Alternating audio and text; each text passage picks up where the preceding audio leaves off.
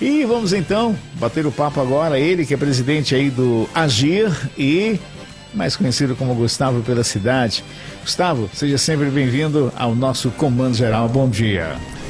Muito bom dia, Magela. Bom dia, Natan. Bom dia, Magalhães. Depois de ouvir aqui comentários inspiradores, lúcidos, né, dos dois aqui, realmente faz com que a gente se sinta motivado em estar ouvindo política, discutindo política, independentemente de resultado. Até porque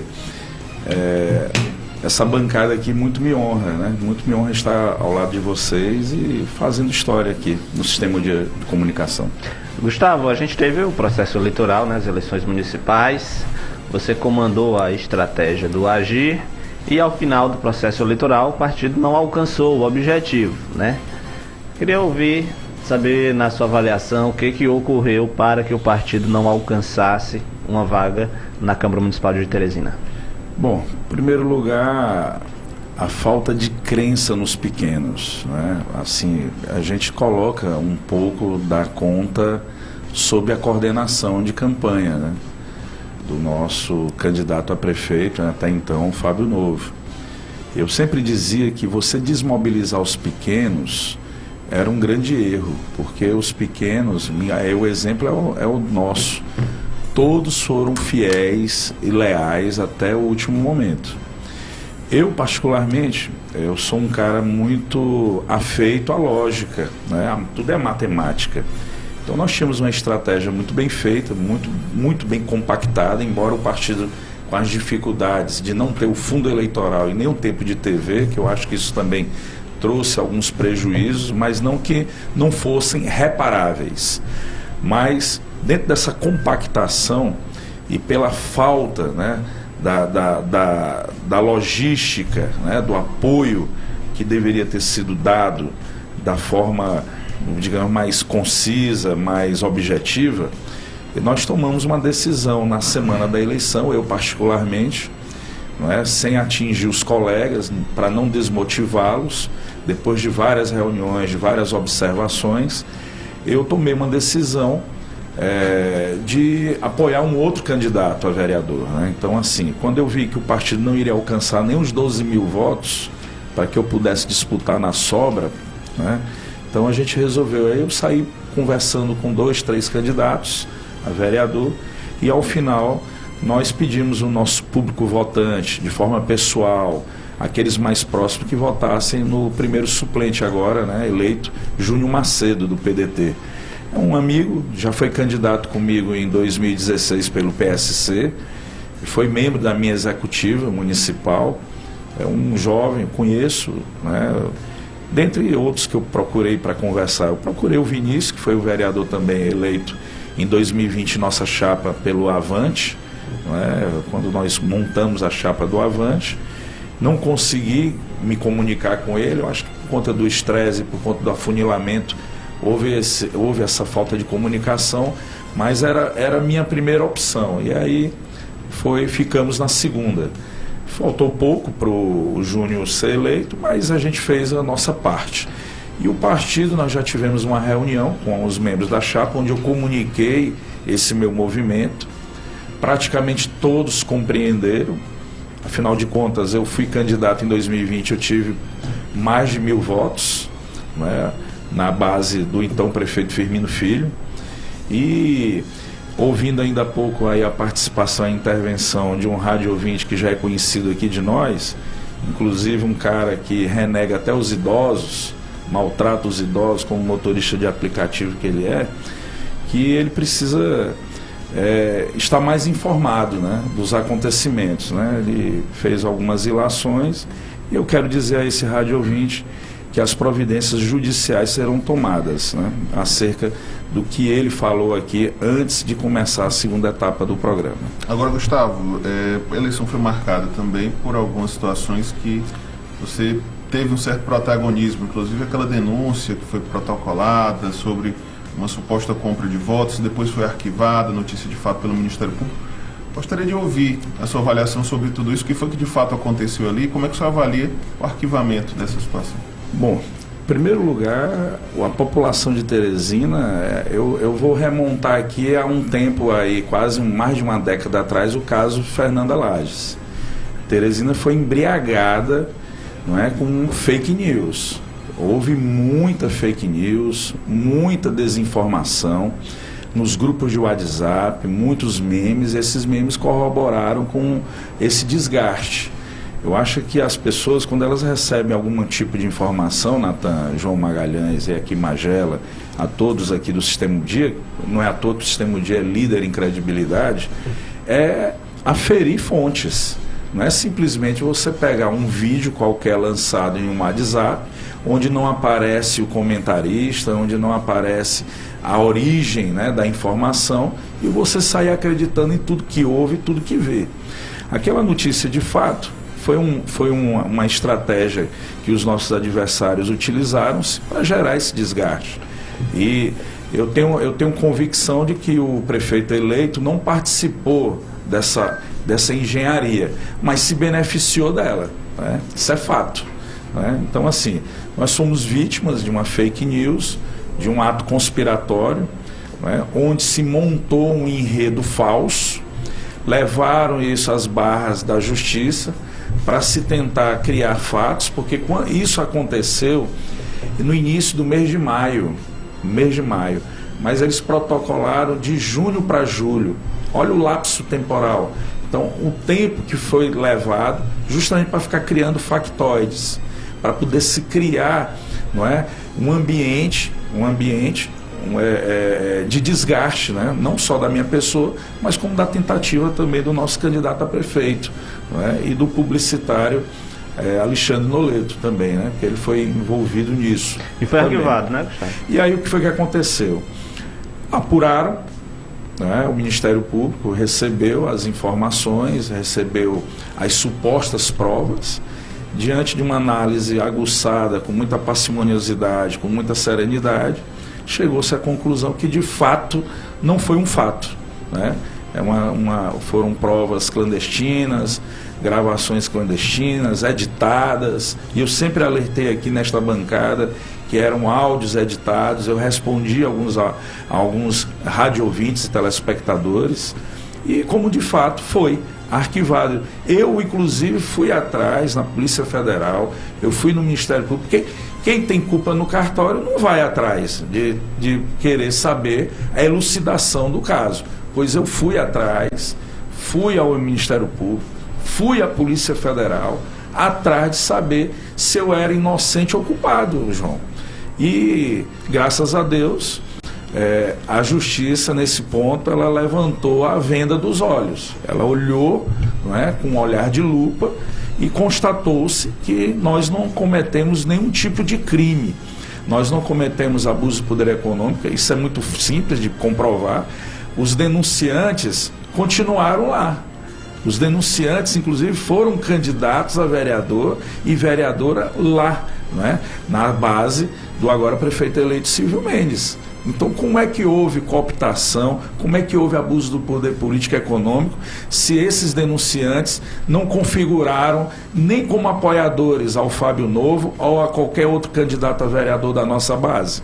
Então, isso aí por si só já era para ter dissipado o lenga-lenga, não é?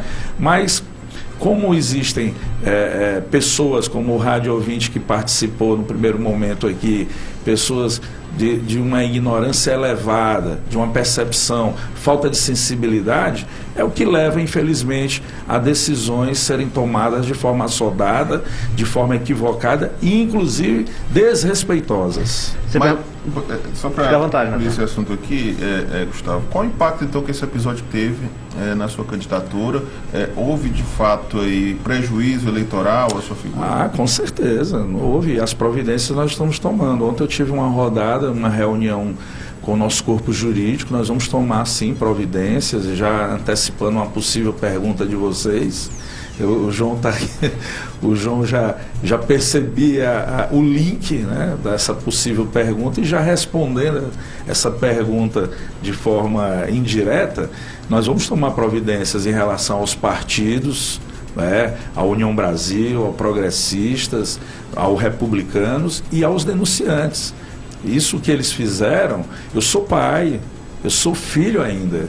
Eu tenho meus pais, minha mãe, meu pai. Meu pai tem 80 anos de idade, entendeu? Atravessou agora um processo de recuperação de um câncer, e nós sabemos que pessoas que estão num processo de recuperação de um câncer não pode sofrer estresse, porque pode ter a recaída, o acometimento, né, o retorno da doença. E minha mãe é uma doutora em ciências sociais, eu estive no domingo com ela conversando sobre isso. Ela, inclusive, está fazendo uma análise sociológica das eleições, porque são ciclos. Em 2020 houve um sentimento de mudança. Se você prestar atenção, Teresina teve 100 mil eleitores que se abstiveram. Ou seja, a pesquisa, João, não errou. Na minha opinião, as pesquisas não erraram. O que houve foi que o eleitor que se dizia votante do Fábio não foi votar. Não viu inspiração, ou achou que a eleição também estava ganha e que não havia necessidade de sair de casa ou de cancelar aquela viagem para ir votar. Entendeu? Então não estou aqui penalizando os institutos de pesquisa, inclusive os nossos adversários, o senador Ciro. Eu acho até justo que deve ter algumas leis que precisam pôr limites nos institutos, até para evitar realmente o uso indevido, não é? Até porque o Piauí, isso foi matéria nacional, foi um dos estados que mais se utilizou o recurso das pesquisas, né, eleitorais. Agora, assim, na minha opinião, os institutos não erraram. 130 mil pessoas não se sentiram motivadas a ir às urnas votar em alguém, porque 30 mil votaram branco e nulo e 100 mil pessoas não saíram de casa ou não cancelaram algum compromisso externo para irem votar. É isso. Aí outra, quando você também faz uma análise a rigor do processo em si, eu entendi, e isso eu alertei a coordenação geral de campanha, nos últimos 10 dias eu senti na rua que estava havendo um processo de desidratação do nosso candidato Fábio Novo, por conta talvez dessa desmotivação do eleitor de sair de casa achando que já estava ganhando, porque todas as pesquisas diziam qual é o candidato que ganha, qual é o candidato que ganha, todas elas diziam que era o Fábio Novo. Então, assim, a campanha foi uma pré-campanha belíssima, a campanha em si também é uma campanha robusta, com volume, uma campanha respeitosa, pré-positiva. Em nenhum momento, se você ir às nossas redes sociais, tanto a minha como do candidato Fábio Novo, não utilizamos dos meios para criar fake news ou para ficar falando mal de A ou de B, sempre com propostas. Por quê? Porque nós entendemos que o eleitor, na sua essência, merece ser respeitado. Agora, não houve esse sentimento de... Isso é cíclico. Você vê o resultado das urnas. Ontem eu estava ouvindo uma outra emissora, ligou um rádio ouvinte, dizendo, eu quero ver agora se esses vereadores vão falar sobre transporte, se esses vereadores vão resolver o problema das UBS. Gente, a primeira análise que tem que ser feita é do comportamento do eleitor. Foi o eleitor que escolheu a Câmara que foi eleita agora.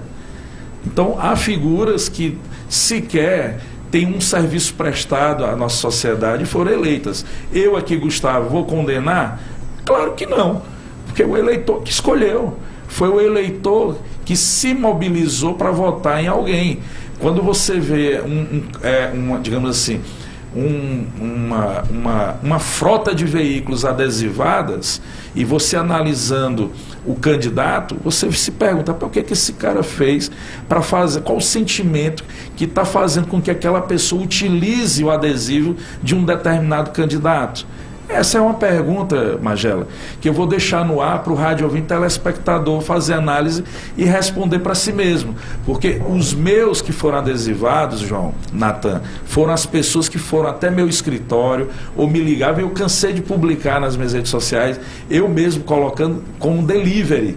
Olha, aqui não foi por gasolina, olha, isso aqui não foi por isso. A pessoa não é verdade, a pessoa confirmando, eu colocando, ou seja, eu acho que a minha dose de vitamina D em Teresina, ela está suprida, eu acho que por uns 2 anos. Na reta final da campanha, Gustavo, circularam muitas informações de que você teria sido isolado, né? Vamos dizer assim, ou distanciado da figura do candidato majoritário. Isso de fato ocorreu, né? E aí já projetando o futuro. Você segue nesse mesmo campo político? Como é que está essa discussão? Bom, primeiro dizer que minha relação com o deputado Fábio Novo é boa.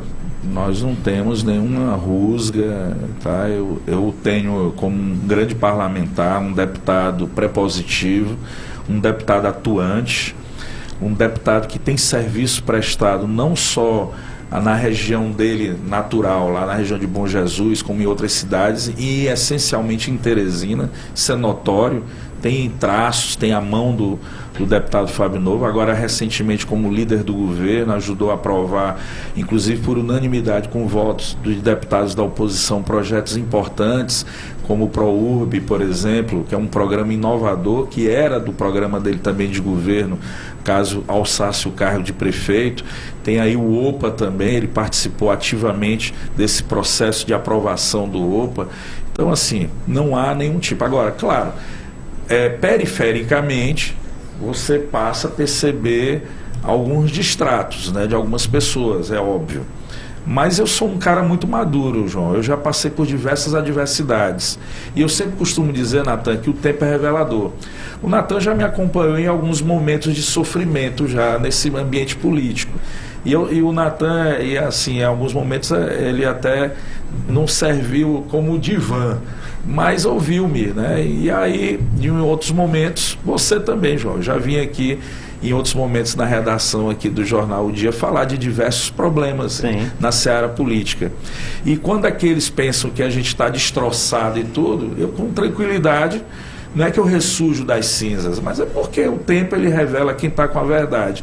Para ser bem sincero, eu não fui eleito, não sou vereador, mas eu não estou frustrado. Eu, inclusive, tenho um vídeo meu na minha rede social, onde eu falo disso no domingo da eleição. Eu digo que eu estou cansado. Eu estou cansado, eu não estou frustrado nem chateado. Agora, vou continuar minha atuação. Eu, inclusive, estou agora montando um instituto. Esse instituto se chamará Professora Cristina Leite. Inclusive, minha avó, já falei dela aqui, foi jornalista aqui do jornal O Dia, inclusive, minha avó. Minha avó foi professora de espanhol, latim, francês, deu aula no liceu, deu aula na universidade, participou de uma academia literária, morreu muito nova, morreu com 45, 46 anos de idade. Mas a minha avó teve uma participação incisiva, foi escritora, participou da Academia Piauiense de Letras. Então, assim, ela é essa mola motriz. Esse instituto vai cuidar da inclusão, né? Nós vamos trabalhar o tema do autismo, como você já me abordou em outro momento.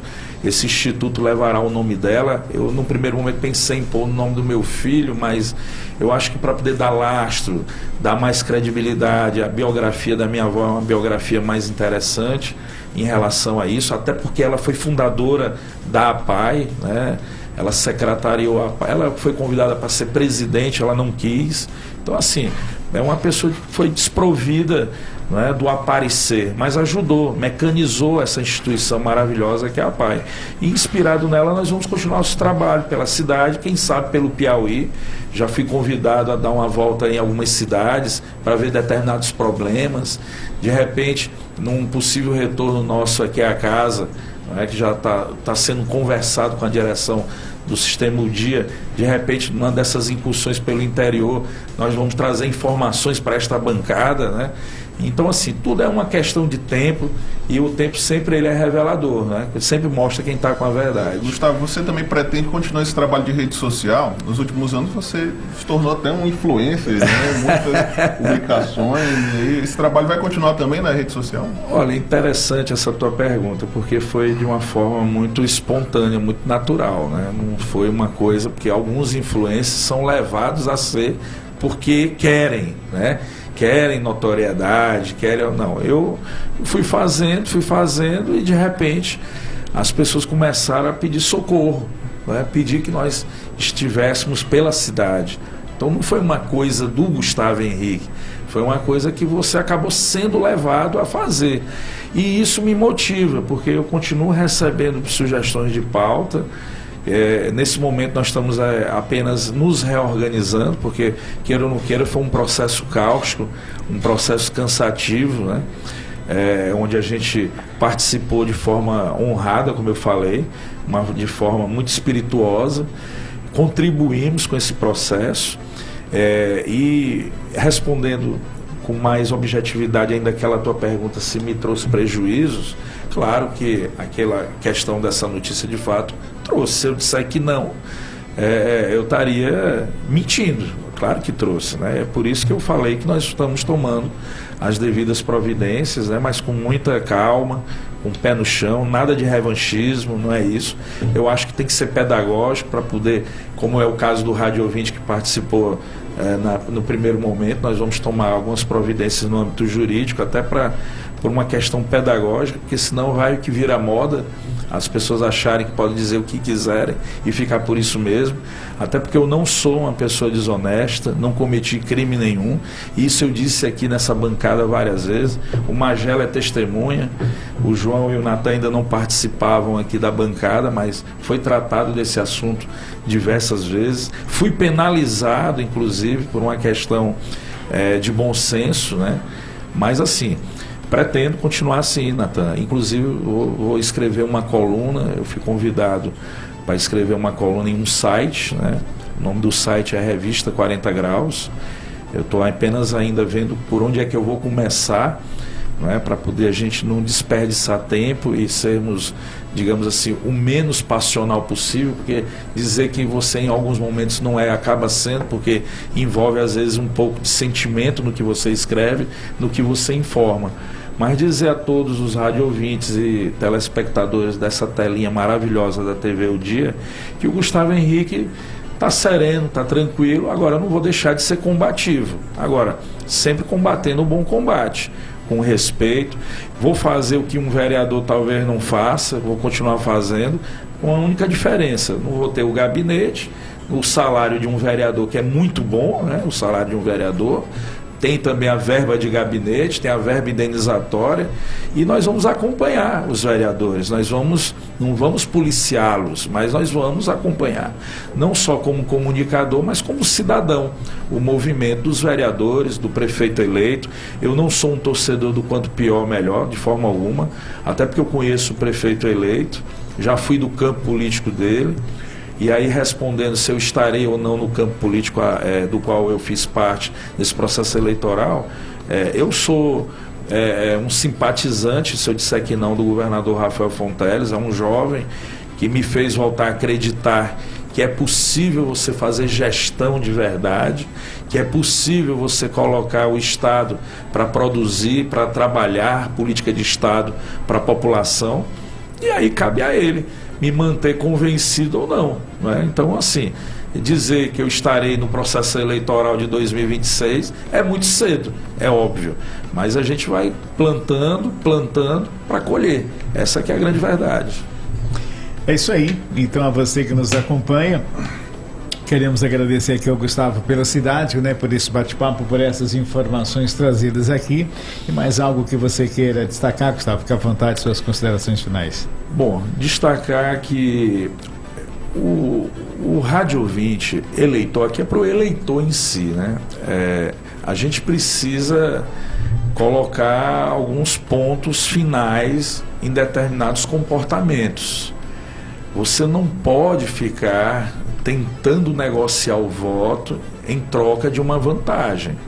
O que eu vi em Teresina esse ano foi uma completa aberração. E aí não adianta ninguém dizer assim, tenho como provar. Inclusive eu coloquei vídeos a respeito. Eu coloquei vídeo, Magela, de uma senhora lá na Praça Saraiva, vendedora de uma banca de água de coco, fazendo uma lista, ela compondo uma lista de eleitores que iriam receber, não é, vantagem financeira para votar em alguém. Eu ainda tentei travar um diálogo, mostrar a ela o quanto aquilo ali era ruim para o processo eleitoral, mas ela disse que queria ajeitar a família. Ela disse isso. E isso eu vi em diversas regiões de Teresina. O eleitor, na verdade, ele precisa dar um basta nisso, porque o resultado final da eleição não é do político, é do eleitor. Então, olha, teve gente com um certo poder aquisitivo, Magela, que me ligou. Cadê? Tu não vai deixar aqui R$50 para mim, para a mulher e para minha filha não, eu digo, rapaz, o cara chegou a esse ponto. Ou seja, o eleitor, ele viciou na adrenalina, Natália. A adrenalina de receber aquilo pela janela do carro de madrugada, dar batidinha na porta de madrugada e receber o indevido. Eu, Gustavo Henrique, não pratiquei isso não. Isso é muito claro e eu desafio alguém provar isso. E um detalhe, tem tudo documentado, tudo colocado às claras. Como eu falei agora há pouco, basta você voltar um pouquinho no tempo, algumas semanas atrás, e analisar os adesivos dos veículos de candidatos por aí. Foi que levou alguém a usar, se expor com um determinado candidato? Fica essa grande interrogação para você, rádio ouvinte, eleitor, responder para si mesmo. Lembrando, o resultado final desta eleição, os representantes que estão na Câmara Municipal de Vereadores, é fruto, resultado do eleitor e não do próprio político, tá bom? Então minhas redes sociais aí, só para reavivar, é Gustavo Henrique Povo, ou simplesmente Gustavo Henrique pela cidade, em todas as plataformas, né, das redes sociais digitais. Agradecer ao Sistema O Dia de Comunicação essa oportunidade de fazer esses devidos esclarecimentos, dizer aos notáveis colegas que é um prazer, uma satisfação e uma honra muito grande estar nessa bancada com você, João, com você, Natan, com você, Magela Lima. Não Obrigado. Vá atender celular andando de moto, pelo amor de Deus. Ainda bem que você explicou que não atende. Valeu, gente. Muito obrigado. Bom final aí de programa e uma excelente terça-feira para todos nós. Boa sorte. Boa sorte, Gustavo. Para todos nós. Então, obrigadão, Gustavo pela cidade. Então, para você, o nosso muito obrigado.